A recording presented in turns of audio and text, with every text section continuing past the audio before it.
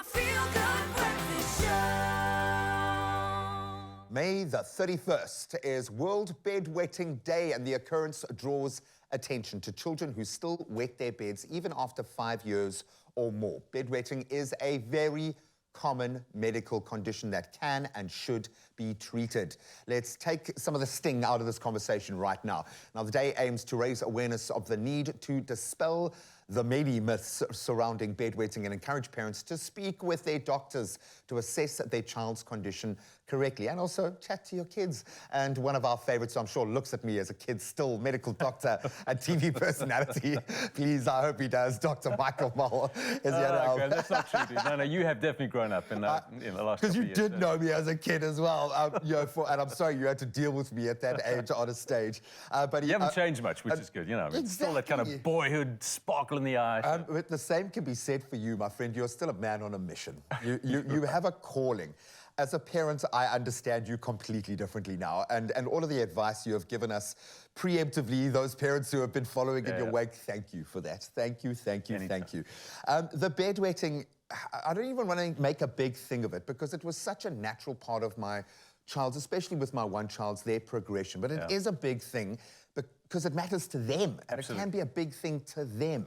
How have you been able to put this in perspective before we get into the importance of today and digging a little bit deeper? How have you, because you've become a champion of today, which is amazing. Yeah. Graham, you're right, and I was a bedwetter. So, you know, when I was growing up, my parents had no idea about this bedwetting thing. They just thought, Michael, you're being belligerent. How's that for a word early in the morning? Boom. Just, you know, and so I had to get up and dry my own sheets and all that sort of stuff. Some sort of way to punish me for just, come on, man. But it's never your kid's fault. And you'll find that out. I mean, you know that when your kids grow up, bedwetting is an involuntary passing of urine at night. So it's not your child's fault. It's never their fault. So they should never be punished. And that's kind of the thing that underpins this campaign, this bedwetting campaign, just to educate parents around what exactly it is. It's a season that most kids will get through. Most.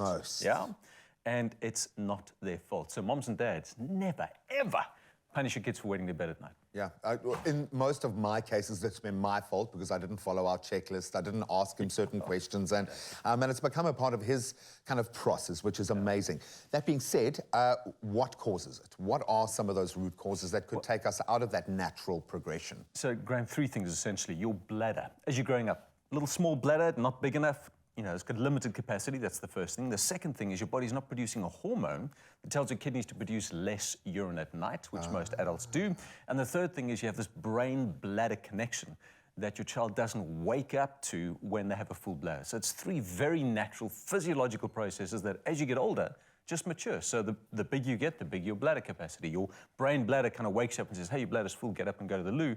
And of course, you produce this hormone, an antidiuretic hormone that says, don't make so much urine to the kidneys. There's 45-year-old men standing out there going, yeah, whatever, but I'm hoping the bladder gets bigger at some particular point.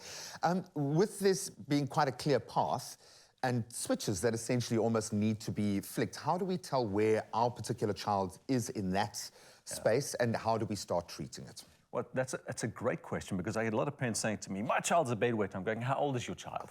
Because the kind of diagnosis for bedwetting is your child's got to be at least 5 years or older. Okay. And they need to be wetting their bed at least twice a week, so it's got to be regular. Don't come to me and say, my child is 4 and still wetting the bed at night. We expect that. Yeah, that's going to happen. Bladder control after the age of 5, between 5 and 7. So anything beyond that is when we need to start sort of getting engaged and kind of going, hey, we must maybe look at how we can manage this. And you said it right in the beginning. If it affects my child, usually psychologically, then I need to do something proactively. If it's not affecting my kid, if they're fine with the fact that they've got a wet bed in the evenings, then just take its time. Let the season pass in their own time. And that's exactly it. These moments, I'm realizing, can become quite a marker for your child. And it's not an often, if you don't contextualize it in the right way, or just explain or try to understand, generally that stems from you not understanding or being out of control and being fearful, and you're reacting and they're reacting, and it can turn the small thing into a really big thing. When you talk about managing, when we do need to take a step further, when it's been going on 5 years old, later, these things are not working themselves out. How do we approach it? So the approach is kind of conservative or proactive. Okay. Conservative are the usual things that we know as parents. So stop fluid intake about 2 hours before bedtime. During the day, give your kid lots to drink. You want their bladder to kind of hydrate. Absolutely, and get used to going to the loo. But 2 hours before bedtime, No drinks, and no caffeinated drinks, which obviously, as parents, we're not going to do. Oh, so that's what I've been doing. Yes, that, and carbonated drinks. No Coke before bed, no. Just kick that out. So that's a big one. The other is just before bedtime, obviously go to the loo, so you can empty your bladder. Again, that's a no-brainer. What feels like a no-brainer, but it's not, is a lot of parents, before they go to bed, so kids been down for an hour or two, before parents go to bed, they wake their child up and take them to the loo just to empty their bladder. Don't do that. That's called lifting, and it actually prolongs the season of bedwetting. Oh, wow. So not a good idea. So those are the conservative approaches. Proactively is when your child is really battling with that self-esteem, and you kind of go, this is affecting my kid. There's some proactive things you can do. And by the way, kind of an in-betweener is these pull-ups. In fact, Huggies and I have been doing this campaign for many, many years. They've got these wonderful pull-ups called dry nights. It just allows your child to get to bed, to go to sleep without the anxiety of, am I going to wake up in a wet bed? So no stress, no anxiety, sleep through the night.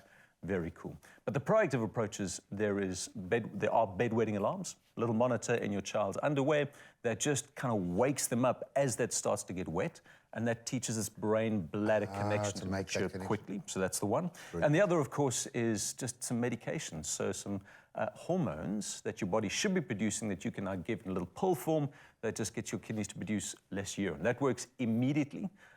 But it's not a cure for bedwetting. So you give your child that medication, they'll be dry overnight. As soon as you stop that, they'll go back to wetting their bed because, that's your body's natural process. It still needs to produce its own antidiuretic hormone.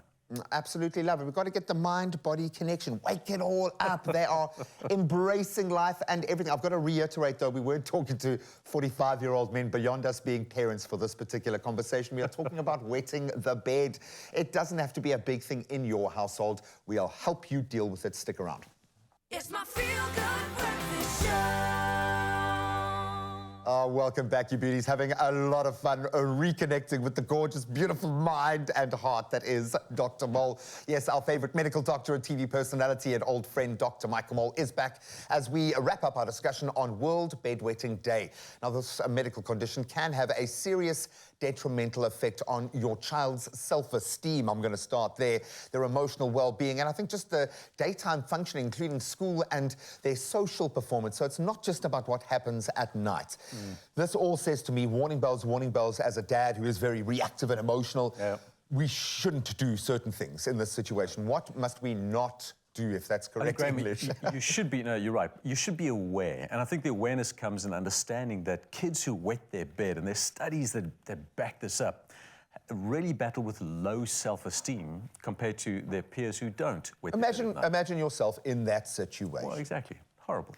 Not only that, but these kids also have higher propensity, higher risk for depression later on in life. So the psychological effects of bedwetting go way beyond just a wet bed. So as a parent, my responsibility and my drive is not so much a dry bed, it's to make sure that the impact on my child's self-esteem and their mental health is minimized. Yeah. And we do that by making this less of a thing. It's by saying, hey, buddy, 1 in 6 kids wet their bed. So if you've got a class of 30 kids in your class, 5 of them also battling with wetting their bed. It's a normal thing. It's common, and it's really supporting them, encouraging them, being positive about those dry nights to say, hey, last night was a dry night. That's amazing. Yeah. And kind of minimize the wet night. So it really is focusing on that aspect rather than on a kind of a dry bed. And if it means medication or pull-ups or alarms or whatever the case is, you do what you do to help your child through this season of bedwetting.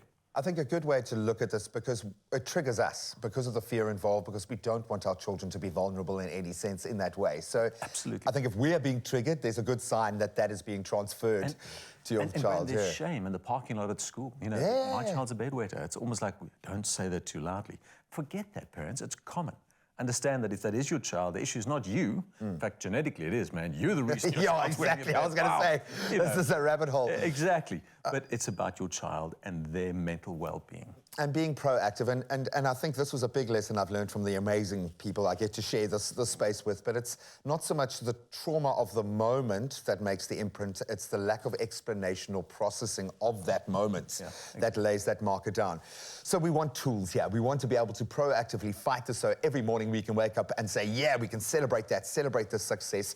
How do we go about that? Are there lifestyle changes maybe we can start with? Are there kind of dietary information informing this process? Is there a way that we can help in that way, or is it just as simple as these three switches? It's really as simple as those three things. If we complicate things and kind of bring in diet, and we're going to kind of muddy the water. Great for your health of your child, but... Absolutely, yeah, by all means. You know, don't let your child smoke. We'll get to that later. Yeah.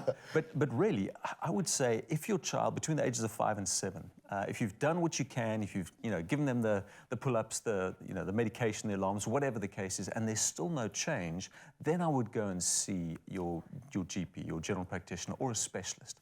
So over the age of 7, if there's some daytime incidents, that's worth saying, hang on a second, this is more than just kind of bedwetting. The other thing that I'd really look out for as a parent is if your child has been dry for more than 6 months, so wet their bed, they're dry for 6 months, and then starts wetting their bed again. Okay. We call that secondary bedwetting. There are different reasons for that. That's no longer physiological. Sure, that's not the body kind of kicking into process. It's a different thing. Now we're talking mental issues. So there's either bullying at school, or there's parental fighting or divorce, or a sibling that's come into the picture. There are other issues that are causing bedwetting once a child has been dry. So if that's your child, dry, wet again after 6 months, I'd look for different reasons and a different way to support them to help them with their bedwetting. And maybe this is a deeper lesson here to learn as parents, because we want to be able to blame. We want to be able to have a reason, because it's scary. With a child, it's 0 to 100. There's no gradually getting there. It's either a cough or croup and let's go to hospital kind of thing. With this particular phase, obviously there are potentially other health complications, but as a parent yourself, what do you think is the most important advice for parents in this kind of situation? What do you think has helped the most in your experience? So let me tell you a story. Thomas Edison, as a young boy, comes home from school one day, and this is possibly urban legend, but he gives his mom a letter and says, "Mom, my teachers told me to give this only to you. Read it. What does it say?" Mom reads it, tears up, and says, "It says that Thomas is a genius. He's too clever for us to teach him. You teach him." And so that's what Thomas Edison's mother did for the rest of his schooling. She taught him. She homeschooled him. Yeah, exactly. Later, she passed on, and years later, he kind of went through her goods, came across this brown old letter, read it, and it actually said, "Your son is mentally deficient. We don't want him in the school. You teach him." And he wrote down in his journal that day, said, Thomas Edison became one of the greatest inventors of the century because his mother believed in him, because his mother told him he was. And so I tell you that story because as a parent, how you see bedwetting influences how your child sees bedwetting. So if you see this as it's a season where I can get close to my child, I can support them, I can love them through this period, they're going to get through fine. If it becomes a season of shame and don't tell anyone and, punishment for wetting their bed, you're going to mess up. Yeah, you're going to lay an anchor down there, an emotional anchor that they'll keep coming back to. Look, it's a difficult gig, but we got you. This parenting thing ain't half bad, and it's these sorts of moments that bond us. I love any challenge that I can walk through with my kids, because that's how we both learn. Absolutely love this. Happy World Bedwetting Day. Get the support that you need, and if it happened on your bachelor's, it's okay as well. You can still get pull-ups for grown-ups, I think.